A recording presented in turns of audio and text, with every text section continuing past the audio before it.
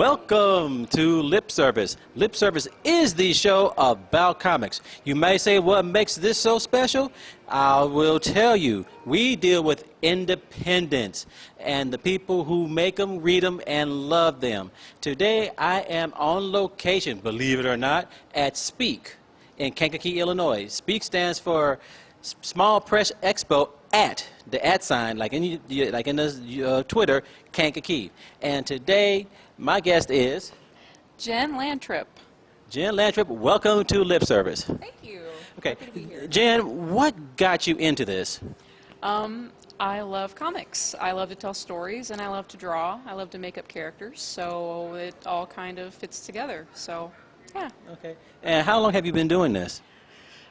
I'm going to date myself here. I've been doing it a long time, since I was like, I don't know, 10 years old, so I've been doing it for 25 years now.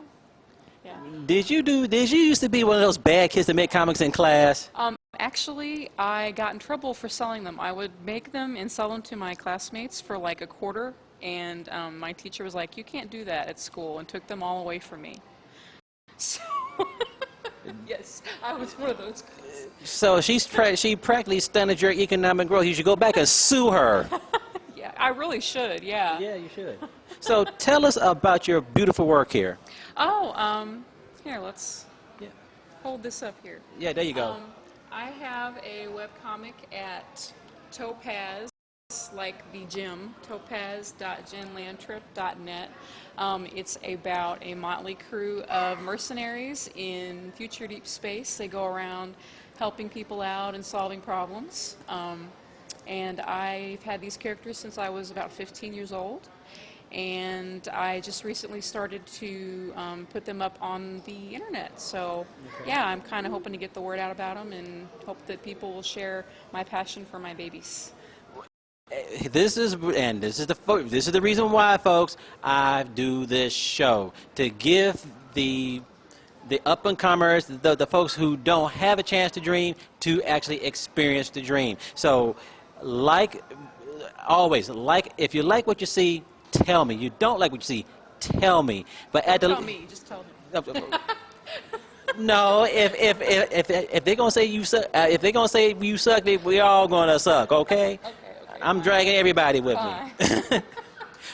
But like and subscribe, and always give somebody a chance. But now, going back to the part of a motley crew of mercenaries, not to rain on your parade, but that sounds like something very similar to what a certain rodent has spat out movie-wise. Rodent? Yeah, as in Disney with Rocket Raccoon or whatever it is. Oh, yeah, those guys. Yeah, those guys. That really cracks me up because I actually, one of the characters in the first issue, he was a raccoon. Ooh. And after the movies came out, people started to compare him to Rocket Raccoon, even though I hadn't seen the movies or read the comics. Okay. So from the second issue onward, he is now a human being. So I'm getting away from that entirely. You should do an episode about how you became human. I kind of did. I have like a little retcon comic that's up on the website now where basically somebody drew a comic about their exploits and just totally got it all wrong. So... Sounds like our government. Yeah. I digress. But tell our audience, what are some of the challenges you have with doing a webcomic? Well, time is probably my biggest challenge.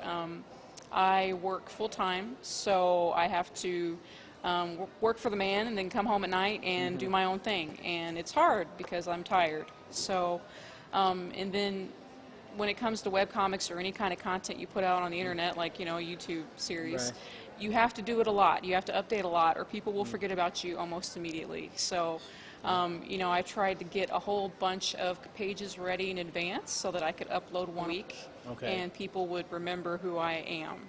So, and then you just got to keep that going despite not having any time and being too tired. Yeah.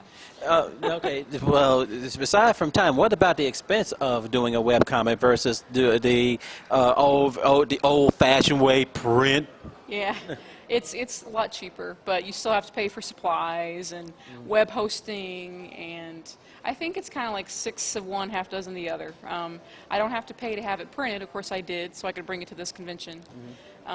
But I still have to pay for the paper that it goes on, and Right. Photoshop subscription so I can letter it and all that fun stuff. So in the end, it still costs money, and you should still support me on Patreon or whatever you feel like doing, so I can afford to keep doing this. Okay. Well, okay. Well, speaking of Patreon, what challenges do you actually have to face promoting yourself? Because let's face it, the rodents actually they own the media, so they can spit out free advertising. Yeah.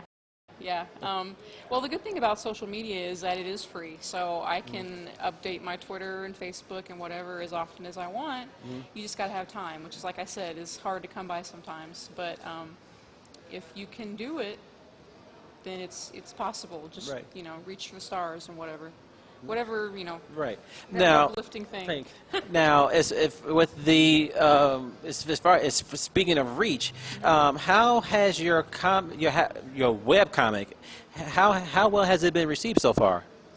My friends like it. I'm still. I put out the first issue kind of to test the waters, and I haven't gone really heavily into promoting it until this is kind of the second leg of it, when I printed out the book and started coming to conventions.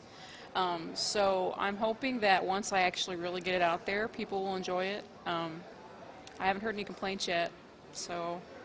And you better not, you blasted Twitter trolls. I know you're lurking out there. I'm used to it. I've been on the internet a long enough time. I know what trolls do. I ain't afraid of no trolls. You heard it now. She ain't afraid of no trolls. So now there's now listening to your story, there seems to be a little time lag between what you're actually doing now versus you being 10 years old. So what was going on within that time frame to finally make you push you, that kind of, as you're saying, pushed you over the edge? Well, I mean, not to get too TMI or anything, Right. but real life got in the way. So Right. I was, Okay. yeah, I was taking care of people and taking care of myself. I didn't have time to draw. Okay. And I finally got to the point where it was like, you know what, I'm going to live my life and be my best person and work on what makes me happy and not worry about everybody else. So, Ooh. yeah. Yeah. Ooh. Well, see, that's the one thing that most people don't understand when you're independent. You are the show. You are everything. And if you stop, everything else That's it. stops. You got to be number one because nobody else is going to put you number one. And that's not just in independent comics, that's in life. So take it from me, everybody watching right now. Make yourself numero uno, no matter what anybody else says. Yeah, well, you heard it here, folks. You heard it here. Preach. Therapy at the comic convention. Hey, you know what? Consider that some of these conventions, there are a whole lot of people that can use a therapy and some I usually Prozac. give at least 1 or 2 therapy sessions per con. So Okay. if anybody needs any, life advice or relationship advice, That's okay. No problem. everyone's coming, crowding around the booth getting my therapy done. Well, okay, but see, I'm glad we caught you here because you're at your quote unquote infancy, and you're looking to try to push things further. Now, speaking of going further, where do you see yourself taking this? I obviously would like to keep going with my characters. I love them a lot. I want people to enjoy them as much as I do, and I would like to start putting my work in anthologies, working with other artists, and hopefully branch out, be able to do this for a living, or at least part-time living, instead of having to do this at night after work like I do right now. So. Well, for some people, a lot of their best work is at night, so we'll keep that PG. Okay, but here we are with Jenn Lantrip. Lantrip, Lantrop. IP. You're making me even spell my own last name. Well. Lantrip. Well, you're lucky. Sometimes I can't even know who the hell I am. So I think we all have those days. I have mine every day. But here we are, we're talking with Jenn Lantrip. And somewhere down below here or up above us, wherever I can find space, you will see her contact information. Yeah. But at the very least, we'll do what we always say. There you go. Jill. Oh, it's probably going to be backwards in the video, but who cares? Okay. But that's okay. Once again, you see what you like, subscribe.